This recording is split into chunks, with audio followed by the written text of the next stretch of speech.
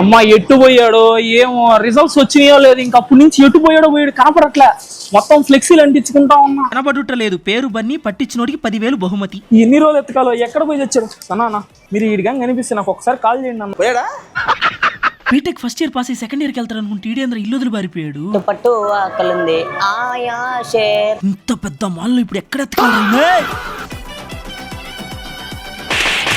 అగు ఎందుకు కొడుతున్నా? ఇంట్లో ఎందుకు పారిపోయావురా?